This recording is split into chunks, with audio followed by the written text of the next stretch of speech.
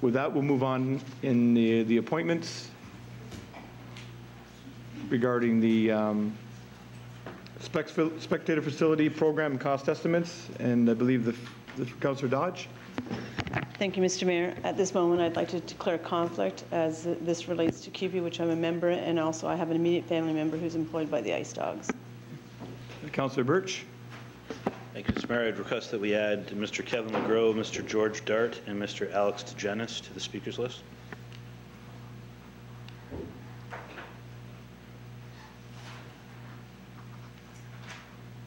Okay. Others? Then we'll just ask for. I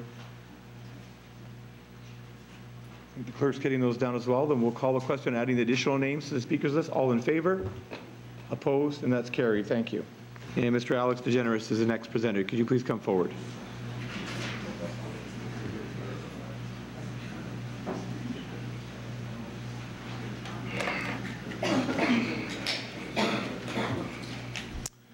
Mayor and members of council, hello, my name is Alex Digenis, and I moved to St. Catharines 2 years ago. I moved to St. Catharines to purchase my own business. I'm 44 years old, and I have a wife and 2 kids just hitting their teens. It's been my unlikely goal to own my own car dealership since I was 18 years old. I say unlikely because I don't come from a family with money. I come from Toronto, from the Toronto area, and property and franchise values were so far beyond outrageous that any outrageous dreams I may had. I'd come to the disappointing conclusion that we had to move our home from Toronto to realize this dream. It was a very tough conclusion. It was tough because I was making great money in Toronto. Our home was located in a wonderful part of the city, and we were very comfortable. I did not come before council to tell you about my life story, but I think it's important for you to understand where I come from and why I came. I think it's directly relevant to the discussion and ultimate vote you have the immense responsibility to conclude this evening. St. Catharines to me was a place I drove through to get to Niagara Falls or Niagara-on-the-Lake, and that was it. I knew nothing about the market.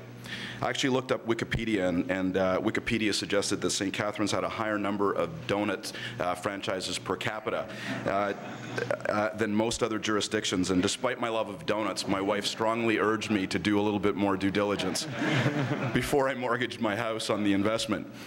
There were very, very many pros and cons about the move, many uncertain variables. The fact that I was looking at a damn Honda store in the middle of GM country did make for some sleepless nights. The fact that we were in a recession made me question myself. And if I was wrong, I lost my house. That wasn't very funny, actually. It wasn't meant. That was not meant as a joke, sir. I'll wiggle my ear when the jokes come, okay? That detail, the detail that was weighed most heavily in my mind was that the population had been the same for over 30 years. I was concerned that while other areas had tripled in 30 years, we remained flat. I came to the conclusion, right or wrong, that what this city was missing was some key pieces of infrastructure that we're talking about tonight. And I felt in my heart that if that infrastructure was put in place, that there wasn't enough, that candidly I wouldn't be able to get in St. Catharines once those pieces were put in place. The lineup would be too big, and it would cost me too much money to get here. My grade 6 son and daughter in grade 5 had different opinions. They cried and they protested. We loved where we lived. We loved every bit of it. I will tell you, I've listened to some of the speakers talk about why not to do this, and I will share with you I had 100 reasons that my kids and candidly my wife, who had strong reservations about this, had. And I can remember that after listening to them and my heart exploding, I decided to take them to Port Dalhousie. I took the day off work. I phoned the school and suggested that they were sick and that we would be, I would be nursing them to care, and I took them to Port. So I can remember we had some ice cream at Port Dalhousie. I spent 15 cents on a merry-go-round. It was the best 15 cents I ever spent. We went to Kilton Clover. Sorry, Mr. Kushner, I didn't know about the Cat's Caboose at the time. And I will tell you, it was the best 15 cents I ever spent in my life. I'm also a huge Rush fan, and when I saw the park named after one of my most favorite Rush songs, it was like a Jesus commercial. The clouds parted and the sun shone on the sign, Lakeside Park. It was an amazing point of clarity. On the drive back, my kids told me it was going to be okay, Daddy. Dear city councilors and guests at the Spectator facility, who the hell cares about some idiot from Toronto, and what does that have to do with the Spectator facility? Like my decision to move here and invest, you now have the complicated and difficult decision to make whether you will move and invest. During the journey of realizing my dream, I've been fired. I understand firsthand the devastating effects of job loss, effects that rock confidence to the core. I learned the hard way that my employer did not define who I was as a person. My past employer could not stop me from my goals and my direction.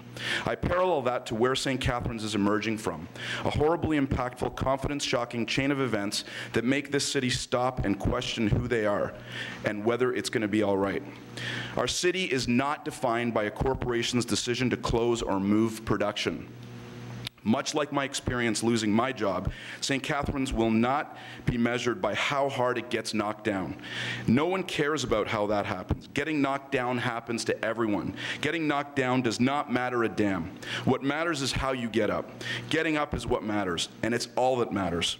In a skeptical world, the rest of Ontario may have written us off. I was listening to an AM talk radio station from Toronto, and the announcer suggested that as he drove into St. Catharines, he felt his vision turn to black and white, and he felt that he was in an I Love Lucy episode. The Globe did a piece where they referred to this city as a bucket of rusted bolts, and it seems the rest of the planet couldn't give a damn about St. Catharines. It seemed that everyone else is a little too busy to notice or frankly care about our plight. It is very clear to this car salesman that if it's to be, it's up to me. Actually, it's up to us, as the collective, to brush ourselves off and come up off the mat. Getting up is half the battle. Getting our mojo back is quite another. You can't compete in this game without having a well-rounded offering for families to move to. You cannot be a goldfish swimming sideways. You simply won't ever get chosen. I was recently asked if I was in favor of spending all this money for a hockey team. I replied that they're not a hockey team. They are a product. The product attracts people. People that congregate in a specific place, yet the people spend money within the community, giving business owners a level of profit and confidence to hire more people. Employed people buy Hondas. Economic impact is what I maintain makes this a worthwhile project to support. I'll prove my point right here and now, and I'm announcing right here on TV that I'm moving Henley Honda to the lower level parking lot. What? No pictures, no fanfare? That isn't, sorry, Mayor, that was a joke. I got it. I felt the, I didn't think so. The fact is that if I move my business downtown, nothing will happen. 5 years from now, it will be the same. The signs outside will say out of business, signs that scream loudly that there is a problem that can be remedied tonight. You have the power to get us up off the mat. I respect the opinion that tax dollars should not be spent on frivolity. I would love to have been the fly on the wall when the first councillor in Toronto suggested that the city and the province chip in tax money for Caravana festivals or for the Great Gay Pride Parade. The fact is, that's what governments do. They spend tax dollars. New hospital? Check. New performing arts center? Check. New pool? Check. New parking garage? Check. With respect, name a city that does not have this infrastructure. They are the basics that we have not invested in for 50 years. Governments, I suspect, decide to back Pride or Caravana because people from all over attend these functions and spend money. They spend money locally, and that money makes jobs and filters its way back to government, and that cycle goes round and round, much like we're talking about here today. Esteemed councillors, we're not here advocating on behalf of a llama petting zoo or a cow dung museum. Each of the projects I mentioned is part of the fabric of a progressive city. With 5,000 seats and an anchor tenant, this is hands down the largest potential for an economic impact this city has seen in decades. Kingston gets 5 days of Cirque du Soleil. How does that happen? It happens when we collectively believe it can. If it's true that like attracts like, then you need to look around the room and ask what each of you as councillors are attracting.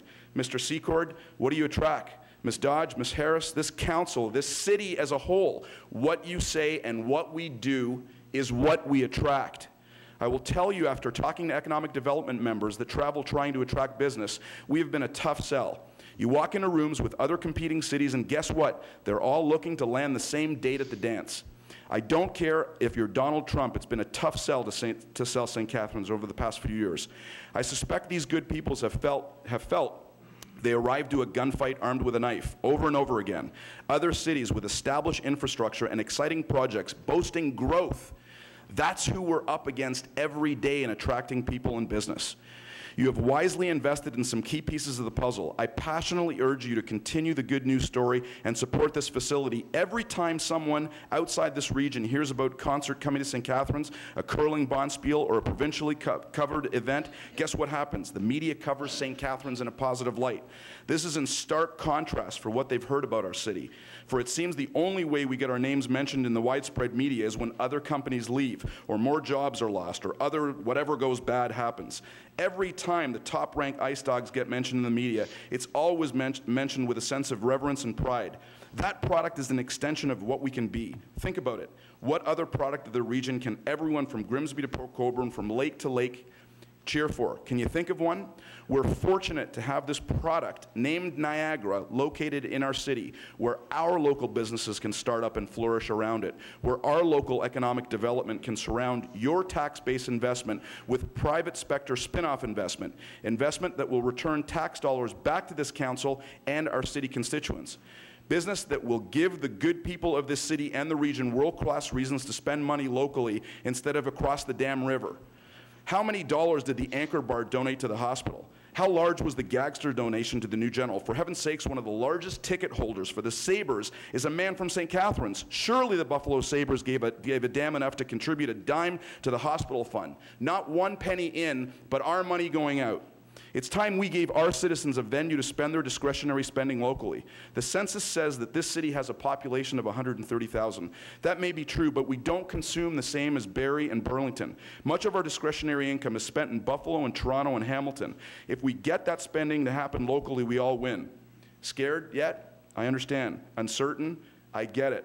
Folks, I felt the same way before I made the investment, before I mortgaged my home to realize my dream. I'm not for a moment suggesting that if you are a city councilor that votes against this project, you cannot be for St. Catharines. Please don't get me wrong. You may be worried about what the future holds. Please take comfort from the people in the back of this room and outside and here in front of me that remain optimistic about the city. Please hear those voices, because if you only hear the ones who are not confident enough to shout out loud, "It's St. Catharines' turn," you diminish your chances of convincing others like me to take the same chance and make the same investment in St. Catharines. If you, the very people that know everything about St. Catharines, don't take this opportunity to invest with confidence, how is it possible for you to convince other businesses to make the same leap of faith? You need all the pieces of the puzzle in place to truly compete against world-class city destinations. I chose to come out from behind my comfort and reach for all I could become. I welcome you to join me. I was not born in St. Catharines. I chose St. Catharines to raise my children and to invest here. I did so not because of what it is now, but because what I remain hopeful it will be. This project gets us one large step closer to reaching our potential. With much respect and passion, I ask you to support this project, not only with a yes, but with a hell yes. We deserve something more to cheer about. Thank you for your presentation. Okay. Sorry. Okay. Thank you for your presentation. Any questions at all from members of City Council? Seeing none, thank you.